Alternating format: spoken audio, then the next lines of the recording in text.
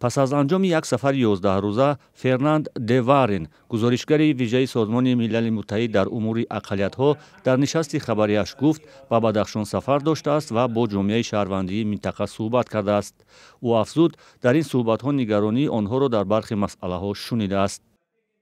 Many of the comments that we receive from members of the Pamiri minority related درخواست‌های اساسی که ما از مردم بدخشان شنیدیم یعنی این نقض حقوق آنها در سالهای 2021 و 2022 بوده است. مخصوصاً افرادی که بازداشت شدند طرز برخورد و مناسبت به آنها به طور نادرست صورت گرفته است. همچنین از محدودیت‌هایی که برای اجرای فرضیه‌های دینی و مذهبی آن مردم است بیان شده است. همچنین بعضی نگرانی‌ها در محدودیت‌های استفاده زبان‌های مردم بدخشان هم در جای‌های گوناگون بیان شده است. So those were the main areas of concern that were expressed to me. Some also concern in relation to the use of Pamiri languages in various areas.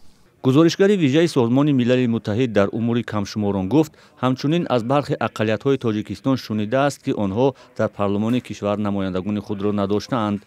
همچنین با منظور نگرانی اقلیت‌ها از برخی محدودیت‌ها گزارشگری سازمان ملل متحد به حکومت تاجیکستان چند توصیه خواهد داد.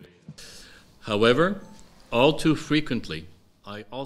ولی در بسیار موردها با نبودن فهمیش این مسئله ها روبرو شدم، حتی تا درجه دشمنی آشکار یا حتی بسیاری از مسئله ها را انکار می‌کردند.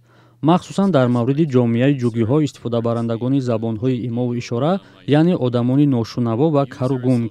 همچنین ازبک ها، اقلیت های دینی و جمعیت مردم بدخشان از جمله نمایندگی آنها در پارلمان ملی، دسترسی به تحصیل با زبان مادری آنها و آزادی دین اظهار نگرانی میکنم.